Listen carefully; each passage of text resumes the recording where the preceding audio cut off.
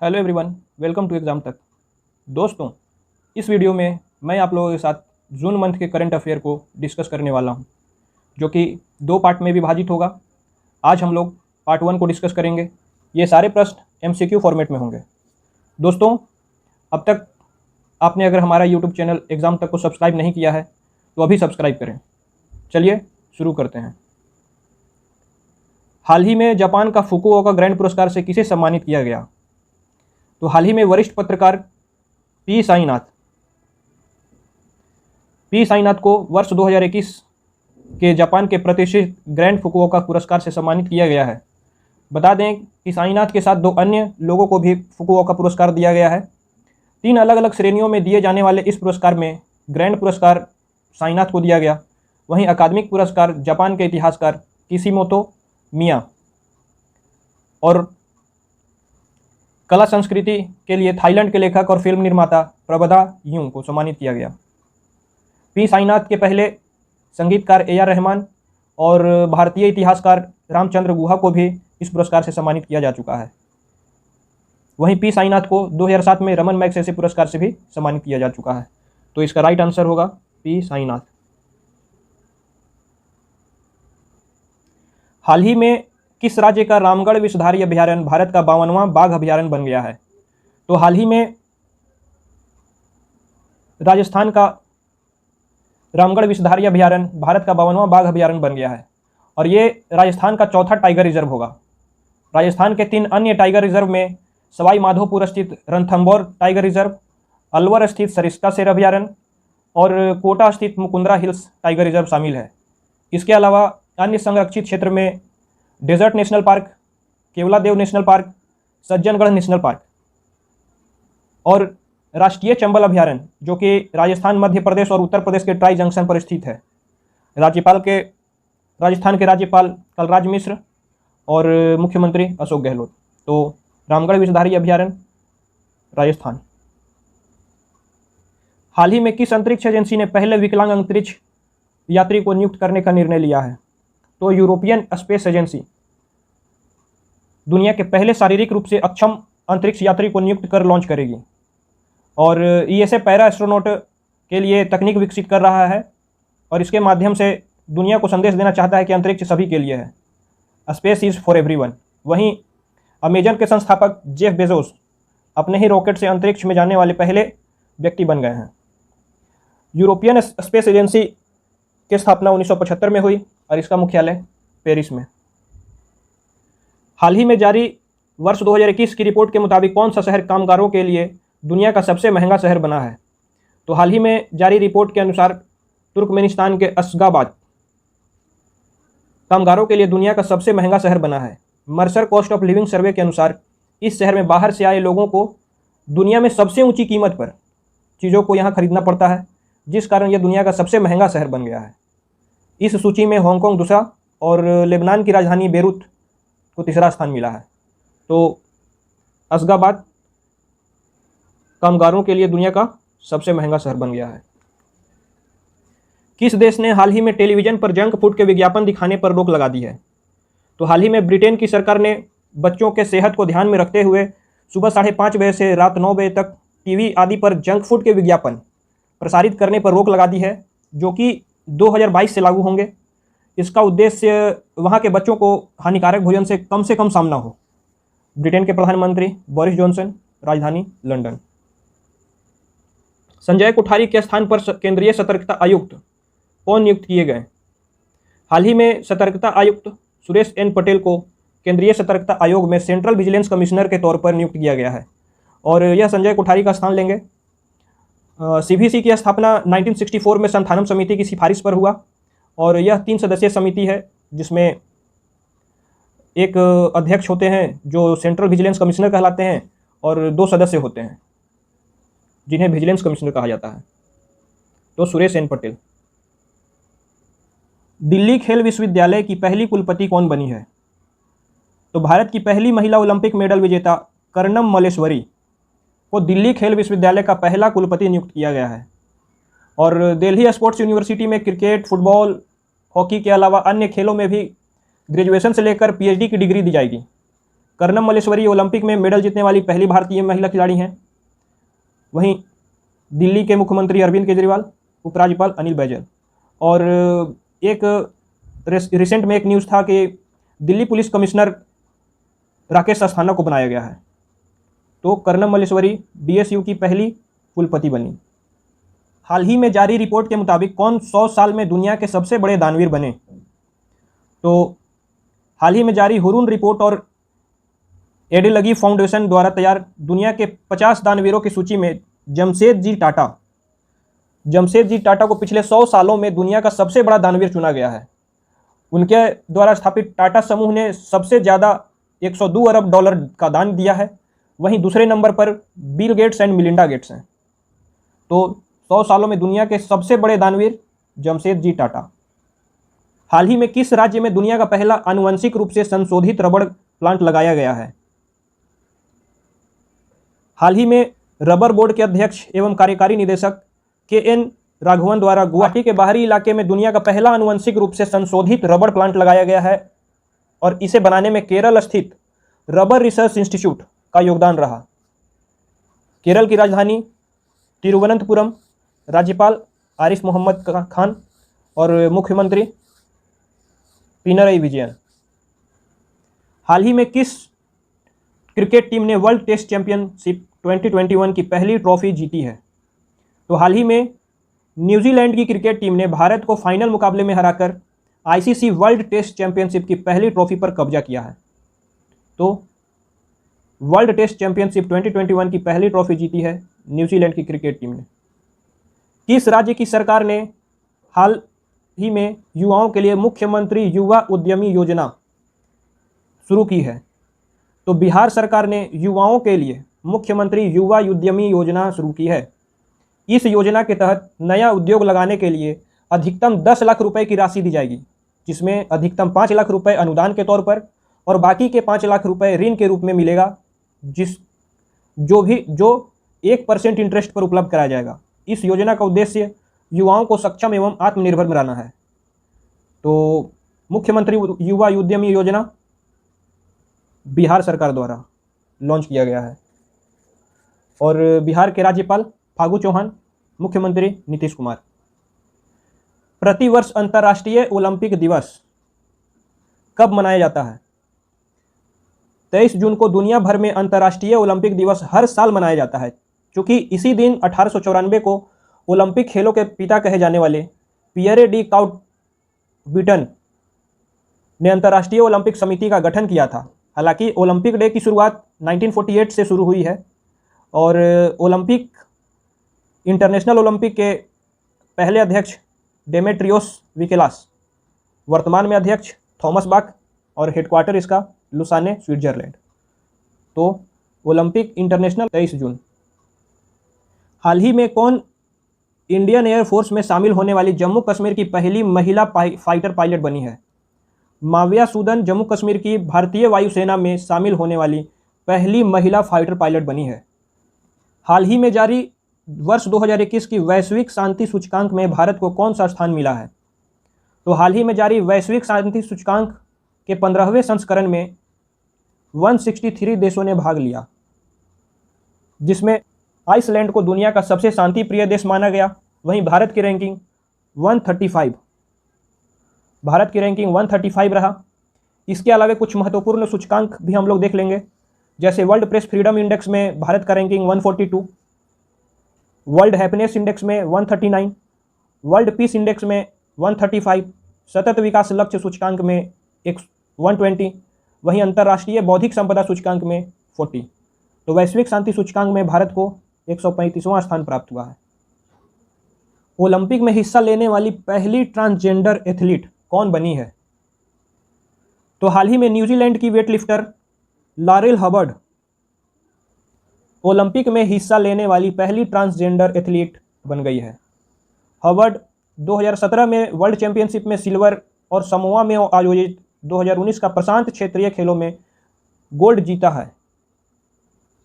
तो ओलंपिक में हिस्सा लेने वाली पहली ट्रांसजेंडर एथलीट लॉरेल हबर्ड, जो कि न्यूजीलैंड से हैं। किस भारतीय मूल की महिला ने वर्ष 2021 का यूरोपीय आविष्कार पुरस्कार जीता है? तो हाल ही में भारतीय मूल की अमेरिकी महिला सुमित्रा मित्रा ने यूरोप के सबसे प्रतिष्ठित अवार्ड में से एक यूरोपियन इन्वेंटर अवार्ड 2021 जीता है। यह पुरस्कार उन्हें नैनो टेक्नोलॉजी के इस्तेमाल से दांतों को और मजबूत बनाने के लिए उनके द्वारा किए गए कामों को लेकर दिया गया है। तो यूरोपियन आविष्कार पुरस्कार सुमित्रा मित्रा ने 2021 का जीता है। हाल ही में कौन भारतीय मूल के कनाडा के उच्चतम न्यायालय में अश्वेत न्यायमूर्ति बने हैं? तो हाल ही में भारतीय मूल के महमूद जमाल कनाडा के उच्चतम न्यायालय में पहले अश्वेत न्यायमूर्ति बने हैं और ये रोसाली सिल्वरमैन एबेला की जगह लेंगे। कनाडा की राजधानी ओटावा और प्रधानमंत्री जस्टिन ट्रूडो। प्रतिवर्ष अंतर्राष्ट्रीय योग दिवस कब मनाया जाता है? 21 जून को दुनिया भर में अंतर्राष्ट्रीय योग दिवस मनाया गया। इस दिवस को 2015 से लेकर हर वर्ष 21 जून को मनाया जा रहा है और इस वर्ष इसका थीम था योगा फॉर वेल बीइंग। तो अंतर्राष्ट्रीय योग दिवस 21 जून। किस राज्य की सरकार ने हाल ही में जहां वोट वहां वैक्सीनेशन नामक अभियान शुरू किया है? तो हाल ही में दिल्ली के मुख्यमंत्री अरविंद केजरीवाल ने 45 साल से अधिक के लोगों के लिए दिल्ली में एक स्पेशल वैक्सीनेशन अभियान शुरू किया जिसका नाम था जहां वोट वहां वैक्सीनेशन। और दिल्ली के उपराज्यपाल अनिल बैजल और मुख्यमंत्री अरविंद केजरीवाल। तो जहां वोट वहां वैक्सीनेशन नामक अभियान दिल्ली सरकार के द्वारा शुरू किया गया है। हाल ही में किस अफ्रीकी देश में दुनिया का तीसरा सबसे बड़ा हीरा मिला है? तो देवस्माना डायमंड कंपनी ने 1 जून को दक्षिण अफ्रीका के बोत्सवाना की ज्वानंग खदान में दुनिया का तीसरा सबसे बड़ा हीरा पाया है। तो इसका राइट आंसर होगा बोत्सवाना और दक्षिण अफ्रीका की राजधानी केप टाउन। और राष्ट्रपति सिरिल रामाफोसा। निम्नलिखित में से किस भारतीय अर्थशास्त्री को स्पेन के सर्वोच्च सम्मान प्रिंसेस ऑफ एस्टूरियस अवार्ड से सम्मानित किया गया है? तो भारतीय अर्थशास्त्री और नोबेल पुरस्कार विजेता अमर्त्य सेन को सामाजिक विज्ञान श्रेणी में स्पेन के प्रिंसेस ऑफ एस्टूरियस अवार्ड से सम्मानित किया गया है और ये अवार्ड इन्हें अकाल, मानव विकास का सिद्धांत, गरीबी असमानता आदि पर उनके द्वारा किए गए उल्लेखनीय कार्य के लिए यह पुरस्कार दिया गया है, जो कि सामाजिक विज्ञान की श्रेणी में यह स्पेन का सर्वोच्च पुरस्कार है। और अमर्त्य सेन को 1998 में नोबेल पुरस्कार से और 1999 में भारत रत्न से सम्मानित किया जा चुका है। तो स्पेन के सर्वोच्च सम्मान Princess of Asturias Award Amartya Sen को सम्मानित किया गया है। हाल ही में दिहिंग पटकाई वन्य जीव अभयारण्य को किस राज्य का राष्ट्रीय उद्यान घोषित किया गया है? तो हाल ही में असम सरकार ने दिहिंग पटकाई को राज्य का 7वें राष्ट्रीय उद्यान के रूप में अधिसूचित किया है। वहीं इससे पूर्व पश्चिमी असम के कोकराझार जिले में रायमोना रिजर्व फॉरेस्ट को 6वां राष्ट्रीय उद्यान के रूप में अपग्रेड किया। असम में अब मध्य प्रदेश में 12 और अंडमान में 9 राष्ट्रीय उद्यान के बाद सबसे अधिक राष्ट्रीय उद्यान वाला राज्य बन गया है। असम के 7 नेशनल पार्क में दिहिंग पटकाई, रायमोना, काजीरंगा, मानस, नामेरी, ओरंग और डिब्रू सैखोवा शामिल है। इनमें से काजीरंगा और मानस को यूनेस्को के वर्ल्ड हेरिटेज साइट में भी शामिल किया जा चुका है। असम के राज्यपाल जगदीश मुखी और मुख्यमंत्री हेमंता बिस्वा शर्मा। तो दिहिंग पटकाई असम के नेशनल पार्क को दर्जा मिला है। बिहार के किस नदी पर डगमारा जल विद्युत परियोजना का निर्माण किया गया है? तो बिहार के सुपौल जिले में कोसी नदी पर डगमारा जल विद्युत परियोजना का निर्माण किया जा रहा है और इस परियोजना की क्षमता लगभग 130 मेगावाट की होगी। इसके लिए बिहार जल विद्युत निगम ने national hydro electric power corporation के साथ समझौता किया। वहीं बता दें, कोसी नदी को बिहार का शोक भी कहा जाता है। और एक प्रश्न आता है कि बिहार के कौन सी नदी है जो अपने मार्ग परिवर्तन के लिए जानी जाती है? तो कोसी नदी अपने मार्ग परिवर्तन के लिए विख्यात है। बिहार के राज्यपाल फागू चौहान और मुख्यमंत्री नीतीश कुमार। तो डगमारा जल विद्युत परियोजना कोसी नदी पर बनाया जा रहा है। हाल ही में चर्चित पुस्तक होम इन द वर्ल्ड के लेखक कौन है? तो हाल ही में चर्चित पुस्तक होम इन द वर्ल्ड के लेखक प्रख्यात अर्थशास्त्री प्रोफेसर अमर्त्य सेन। अमर्त्य सेन को 1998 में नोबेल पुरस्कार से और 1999 में भारत सरकार ने भारत रत्न से सम्मानित किया। तो होम इन द वर्ल्ड के लेखक अमर्त्य सेन। हाल ही में किस राज्य ने महिलाओं के टीकाकरण के लिए स्पेशल पिंक बूथ की शुरुआत की है? तो उत्तर प्रदेश की सरकार ने महिलाओं के टीकाकरण के लिए स्पेशल पिंक बूथ की शुरुआत की। इन बूथों पर केवल महिलाओं को बिना किसी परेशानी के कोविड का टीका लगे, ये व्यवस्था की गई है। और उत्तर प्रदेश के राज्यपाल आनंदीबेन पटेल, मुख्यमंत्री योगी आदित्यनाथ। तो special pink booth Uttar Pradesh में शुरुआत की गई।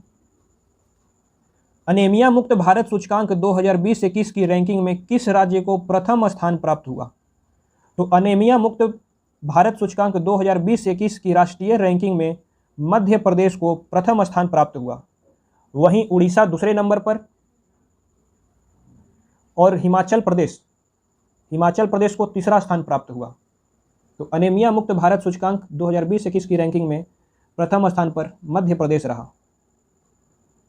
हाल ही में किस संस्था के द्वारा पहले नैनो यूरिया लिक्विड को लॉन्च किया गया?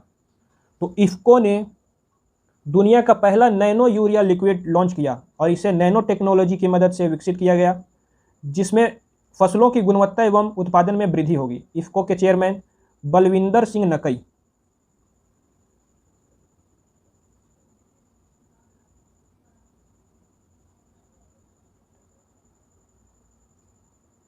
हाल ही में किस बैंक ने कवच व्यक्तिगत ऋण योजना की शुरुआत की है? तो हाल ही में एसबीआई ने, स्टेट बैंक ऑफ इंडिया ने व्यक्तिगत कवच ऋण योजना की शुरुआत की है। इसके तहत ग्राहकों को पर्सनल लोन कोविड उपचार के लिए प्रदान किया जाएगा। एसबीआई के अध्यक्ष दिनेश खारा, हेडक्वार्टर मुंबई। हाल ही में किस अफ्रीकी देश में सेना द्वारा राष्ट्रपति एवं प्रधानमंत्री को गिरफ्तार कर तख्ता पलट करने का प्रयास किया गया? तो हाल ही में माली में सेना ने राष्ट्रपति एवं प्रधानमंत्री को गिरफ्तार कर तख्ता पलट कर दिया। माली की राजधानी बमाको। हाल ही में प्रारंभ की गई SAGE परियोजना, सेज परियोजना का संबंध किस मंत्रालय से है? तो सामाजिक न्याय और अधिकारिता मंत्री थावर चंद गहलोत के द्वारा SAGE, senior care ageing growth engine project को लॉन्च किया गया और यह प्रोजेक्ट बुजुर्गों की देखभाल से संबंधित है। वर्तमान में थावर चंद गहलोत कर्नाटक के राज्यपाल हैं। वहीं सामाजिक न्याय और अधिकारिता मंत्रालय वीरेंद्र कुमार के पास है। तो सेज परियोजना का संबंध सामाजिक न्याय एवं अधिकारिता मंत्रालय। निम्नलिखित में से किस संस्था ने दुनिया की सबसे लंबी अंडर सी केबल परियोजना का निर्माण की योजना बनाई है? तो गूगल ने दुनिया की सबसे लंबी अंडर सी केबल योजना बनाई है। इस केबल का नाम फरमीना और यह यूएसए को अर्जेंटीना से जोड़ेगा। अल्फाबेट गूगल की पेरेंट कंपनी है और इसकी स्थापना 1998 को हुआ। इसके संस्थापक लैरी पेज और सर्गेई ब्रिन। वर्तमान में गूगल के CEO सुंदर पिचई। तो अंडर सी केबल परियोजना का निर्माण गूगल के द्वारा किया जा रहा है। हाल ही में जारी ग्लोबल लिवेबिलिटी इंडेक्स में किस शहर को प्रथम स्थान प्राप्त हुआ? तो इकोनॉमिस्ट इंटेलिजेंट यूनिट द्वारा प्रकाशित ग्लोबल लिवेबिलिटी इंडेक्स में न्यूजीलैंड के ऑकलैंड को प्रथम स्थान प्राप्त हुआ। वहीं जापान के ओसाका को दूसरा और ऑस्ट्रेलिया के एडिलेड को तीसरे स्थान प्राप्त हुए। इसमें सबसे निचले पायदान पर सीरिया की राजधानी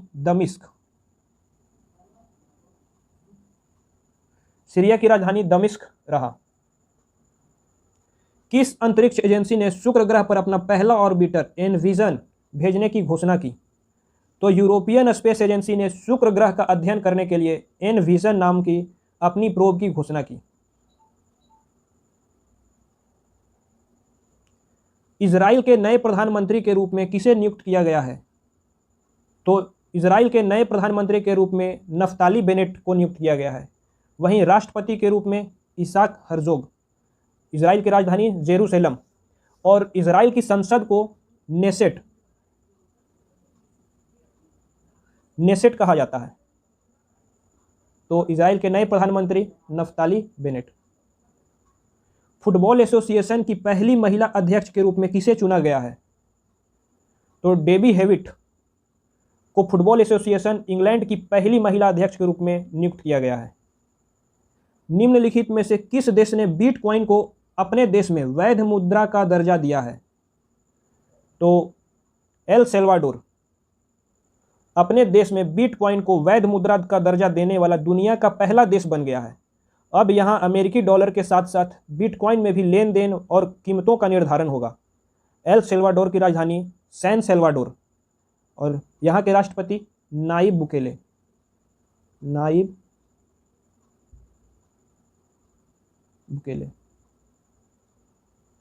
हाल ही में मेढक की एक नई प्रजाति यूफ्लेक्टिस कहाँ खोजी गई है? तो हाल ही में केरल स्थित थट्टेकड़ पक्षी अभयारण्य के पास स्कीटरिंग मेढक की एक नई प्रजाति की खोज की गई है, जिसका नाम यूफ्लेक्टिस रखा गया है।